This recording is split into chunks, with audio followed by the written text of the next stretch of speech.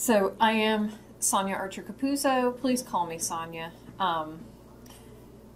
You don't need to do the whole doctor thing. I mean, we're all peers here. I am a professor at UNC Greensboro. I teach cataloging, big surprise there, information organization and access, and music librarianship. In addition to those teaching things, I also teach for ALA editions, just in case anyone here is ever unfortunate enough to have to catalog music materials. I do a whole month-long workshop on that. So lots of teaching.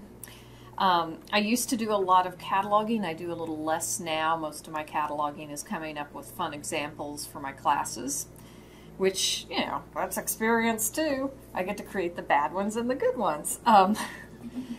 So I used to catalog for UNC Greensboro for a bit. I did a lot of cataloging for their special collections, also for their interior architecture library. So if it exists at this point, I've probably cataloged it.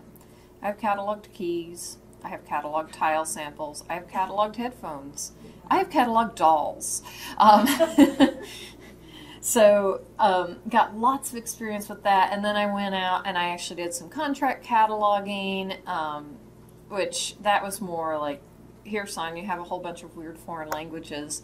And then I cataloged for Catawba County Public Library for a couple of years, so I also understand sort of what a lot of you are coming from, a lot of you coming from that public library background and cataloging those exciting materials that are very interesting. So I'm going to try to bring all of that to bear today. Warning, since I am a cataloging professor, a cataloging nerd, I may slip into jargon at some points. If I get into that and you don't know what I'm talking about, please stop me and ask. I try not to, but every once in a while it takes over.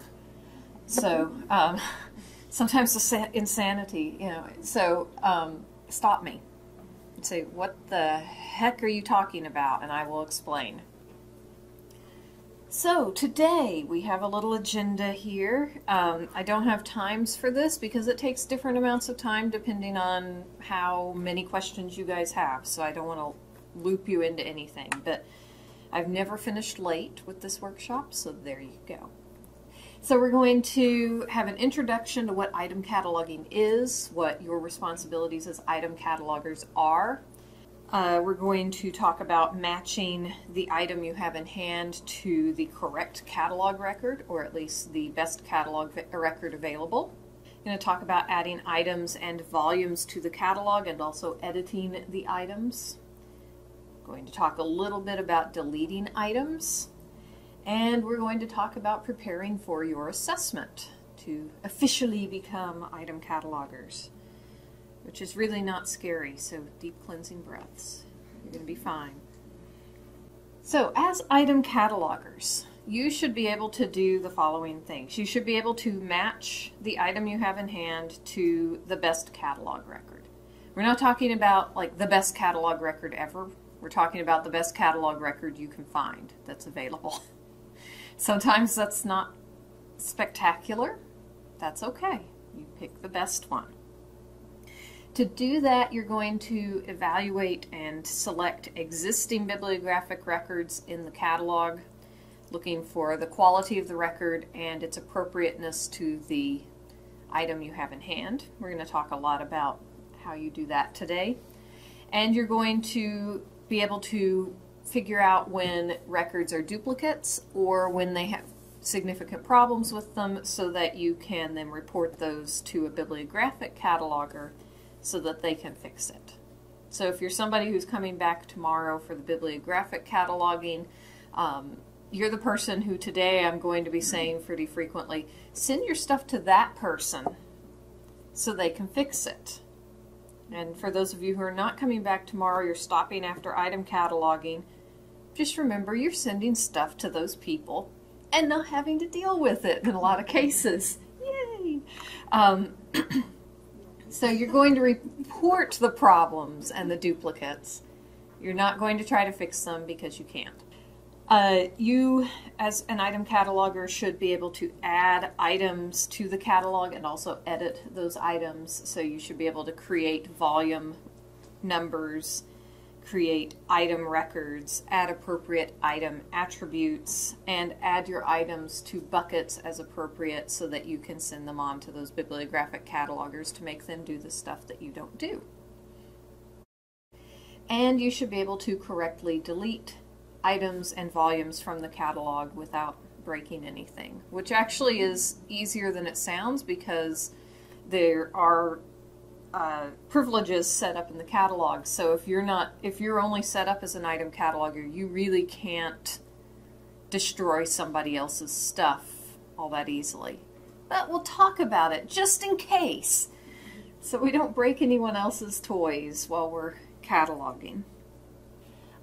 To visually represent what I just talked about, in the catalog there are basically like 3 levels of records. There's a bibliographic record, and that's something that's basically owned by the consortium, so it's something that you and every other library in the consortium share. That record is in sort of a pinky red here because you stop. You don't play with that as item catalogers. You leave that alone, you kick that can down the road to a bibliographic cataloger, and you don't worry about it. The stuff you work with is the volume numbers and the item records. So that's where we're going to spend our time today, and we're going to ignore that top tier. If you see something, we're going to talk a little bit about that, in that you're going to learn to recognize when something at that top tier is faulty, so that you can then send it to someone else, but you don't necessarily need to know how to fix the faulty record. You just send it on to someone who does. In a consortium, etiquette as a cataloger becomes really important because all of you in here are sharing the same basic catalog. So what you really want to do locally may not fit with what everybody has agreed upon, and etiquette dictates that you respect the compromise and continue on. And having worked in a shared catalog system before with world share management systems, which means you're in a shared catalog with people all over the country, it can be a real pain. It can really mess up your day. Why do I have to do this? It doesn't look right in my catalog. My patrons don't like it. But at the same time, it's really good because you have this community of people who are all contributing to making the catalog better. So you don't have to catch everything that's wrong. You don't always have to be perfect. Somebody else can always come along and catch the little mistake you made and fix it for you. And you don't have to create everything. Somebody else may have created that weird original record for the thing that they own and your library owns and nobody else owns before you get there. And now it's magical and you get to use that record without having to reinvent the wheel. So being in that consortium can be inconvenient, but it can also be really useful. So just keep in mind, it's all about compromise. It's like any other relationship in your life. You have certain things that you do to be polite. You have certain etiquette. You don't flush the toilet while your spouse is in the shower, that sort of thing. You practice good etiquette so that your relationship goes well, and that may mean that you don't always get what you want, but that's what compromise is. So as you're practicing this cataloging etiquette, one of the main things you want to do is make sure that you refer back to the best practices frequently, because this will guide you through a lot of stuff. So let's go to the best practices for a moment. So this is the best practices. You have access to these slideshows, so you can just go straight from these links if you would like. So you don't have to copy that down in the tiny print at the top of the screen. But what you can see here, I mean, number one, notice in the first paragraph, in the first sentence of that first paragraph, that this is a living document. This is something that's being reevaluated and revised as we go. So if you have some sort of concern, you see a problem, you see something that you are unclear about, then that's something you can ask about, and you may prompt some sort of revision in this document that makes it clearer for you and a lot of other people. That also means that you do need to go back and check this and not assume that you know the rules all the time. Just, you don't have to do it every day, but maybe once a month or every 3 months or something. If there's stuff you forget, definitely go and look it up. But if you know all this stuff, you know it, and that's when you really need to be worried. If you know something for sure, you should probably go check it. That's a life lesson right there. Then go and double check this stuff. Make sure that you really know what you think you know.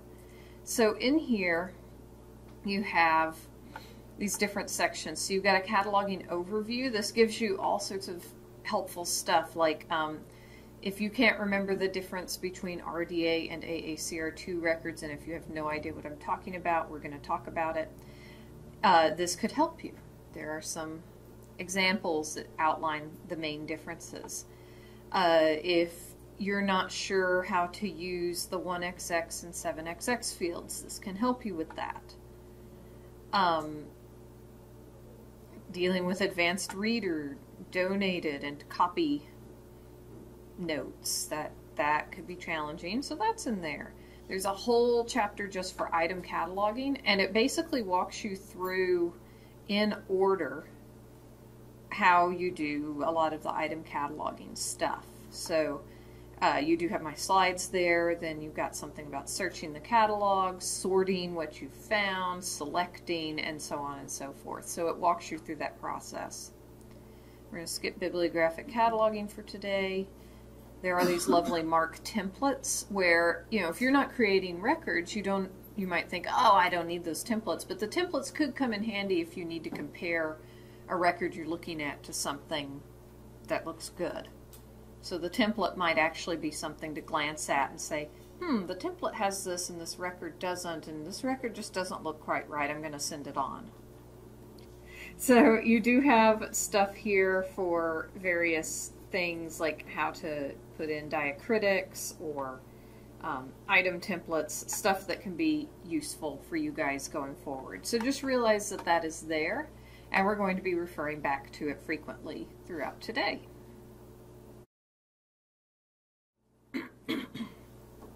So use those MARC record templates to evaluate catalog records. This way you're ensuring that you remember to look at all the various things you need to look at, and you're comparing an ideal with real life. And what you'll come to find is that most of the records out there don't meet the ideal, which of course drives me crazy. But you'll learn at your library and as a consortium what is acceptable to allow through. And we'll talk about some of that today, but I'm going to give you sort of that ideal, like if it doesn't look perfect, then you should consider what you can do with it. But we'll sort of talk about how, sometimes it can be slightly less than perfect and it's still okay.